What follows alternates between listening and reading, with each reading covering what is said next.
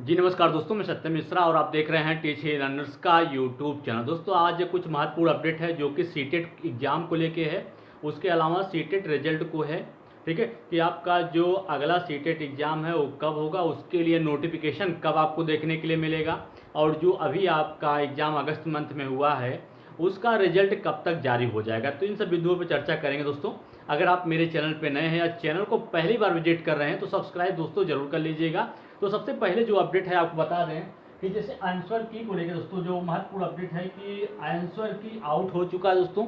आप सभी अपना जो आंसर है दोस्तों उसको आंसर की से मिला लिए होंगे। ठीक है, मिलाने के बाद दोस्तों कुछ बच्चों का आपत्ति भी आ रही है कि कुछ प्रश्न ऐसे हैं जो कि उनके द्वारा सही है और आयोग के द्वारा उसका जो जवाब है वो गलत दिया गया है। ठीक है, तो उसके लिए आप आपत्ति दर्ज करवा सकते हैं। आयोग खुद कहा है कि अगर आपको किसी प्रश्न में कोई शिकायत हो या वो प्रश्न आपको लग रहा है कि आपका आंसर सही है और आयोग के द्वारा जो जवाब दिया गया वो गलत है दोस्तों, तो उसके लिए आप आपत्ति दर्ज करा सकते हैं। उसके लिए उनके द्वारा कहा गया है कि आपत्ति दर्ज कराने का जो डेट भी निर्धारित कर दिया गया है कि आप 15 तारीख से लेके 15 से 18 सितंबर के बीच आप आपत्ति दर्ज करा सकते हैं। ठीक है, उसके लिए अगर जिस प्रश्न पे अगर आप ये क्वेश्चन पे आपत्ति दर्ज कराते हैं तो उसके लिए दोस्तों आपको 1000 रुपये डेबिट या क्रेडिट के माध्यम से आपको पेड करना पड़ेगा। ठीक है, डेबिट कार्ड के जरिए आपको पेड करना पड़ेगा दोस्तों। ठीक है, जितने प्रश्न पे एक प्रश्न के लिए 1000, दो प्रश्न के लिए 2000, जितने प्रश्न के लिए आप आपत्ति दर्ज करेंगे उतना आपको पेड करना पड़ेगा। ठीक है, अगर आपका ये प्रश्न, ठीक है दोस्तों, जिस प्रश्न के लिए आप आपत्ति करेंगे अगर वो प्रश्न आपका सही हो जाता है, ठीक है, तो ये पैसा फिर आपका रिटर्न होके आपके बैंक जो अकाउंट है उसमें रिटर्न हो जाएगा। ठीक है, अगर आपके द्वारा जो आपत्ति दर्ज की अगर गलत होता है तो आपका पैसा गया। ठीक, और दूसरा जो बच्चों का प्रश्न है कि अगर जो आपत्ति दर्ज करेगा सिर्फ उसी को नंबर मिलेगा या सबको मिलेगा। दोस्तों मैं क्लियर कर देना चाहता हूं कि आपत्ति जो दर्ज करेगा उसको तो फायदा होगा ही। ठीक है, उसके अलावा जो भी बच्चे हैं जो प्रश्न वही प्रश्न अगर उनका भी सही हो जाता है तो उनको भी वो नंबर मिलेगा। और अब रहा कि आंसर की या रिजल्ट, तो आंसर की दोस्तों तो जारी हो चुका है। अब बात रहती है कि क्या फिर से फाइनल आंसर की जारी होगा या डायरेक्ट रिजल्ट देखने के लिए मिलेगा। ठीक है, तो मैं आपको बता दूं कि आपका जो रिजल्ट है और जो आंसर की है दोस्तों दोनों एक ही साथ साथ देखने के दोनों चीज़ें मिलने वाली हैं। और रिजल्ट का जो डेट है दोस्तों वो भी आ चुका है।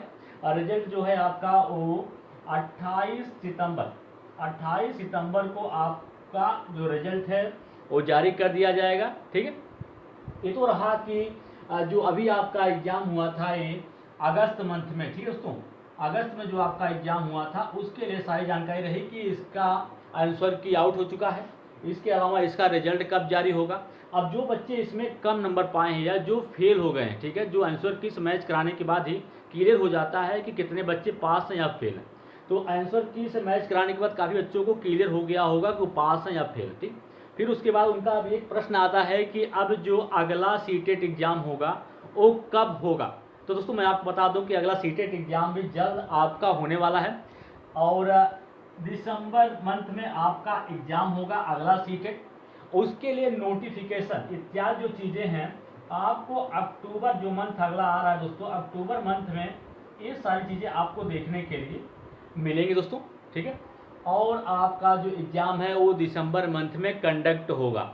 उसके लिए बिल्कुल निश्चित हो जाइए और अभी से दोस्तों अपनी तैयारी में एकदम लग जाइए। ठीक है, क्योंकि दिसंबर मंथ में आपका दोबारा से पेपर होने वाला है। जो फेल हो गए हैं या किसी कारणवश एग्जाम में बैठ नहीं पाए थे उनके लिए दोस्तों अच्छी खबर है कि अब आपका जो पेपर होगा साल में 2 बार कंडक्ट होगा। एक तो आपका अगस्त मंथ में, दूसरा जो है दिसंबर मंथ में। जो दिसंबर मंथ में होने वाला है उसके लिए जो नोटिफिकेशन इत्यादि चीज़ें हैं वो अक्टूबर मंथ में आपको देखने के लिए मिल जाएंगे।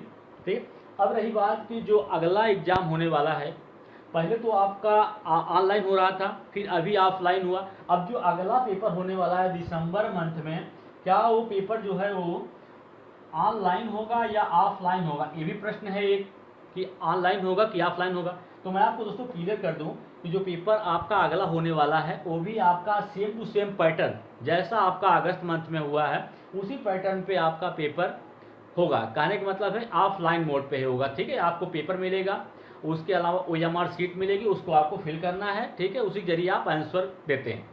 तो ये चीज़ रहा, क्लियर हो गया कि पेपर जो है ऑफलाइन मोड पे होगा। अब रही बात सेकंड, देखिए अब एक प्रश्न और होता है, क्या निगेटिव मार्किंग भी लागू हो सकता है? निगेटिव मार्किंग लागू होगा क्या?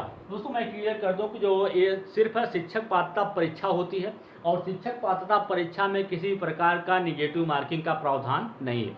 न तो इसमें कभी हुआ है दोस्तों निगेटिव मार्किंग, न आगे होने वाला। ठीक है, तो इसको लेके बिल्कुल निश्चिंत रहिए, इसमें निगेटिव मार्किंग नहीं होगा। ठीक है, 100 पूरा पेपर जो होता है दोस्तों, आपको बता दें कि पूरा पेपर होता है 150 नंबर का होता है। अगर कोई बच्चा जनरल कैटेगरी का है, अगर वो 90 नंबर पा लेता है तो पास हो जाता है।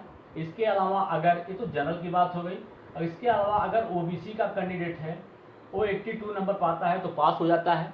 और एसटी हुआ या एससी हुआ, 82 नंबर पे ये भी पास हो जाता है। ठीक है, तो ये रहा पासिंग मार्क, सिंपल सिंपल है दोस्तों। ये रही महत्वपूर्ण अपडेट सीटेट को लेकर दोस्तों। इसी तरीके से अन्य अपडेट या जानकारी के साथ मैं फिर मिलूंगा, तब तक के लिए धन्यवाद।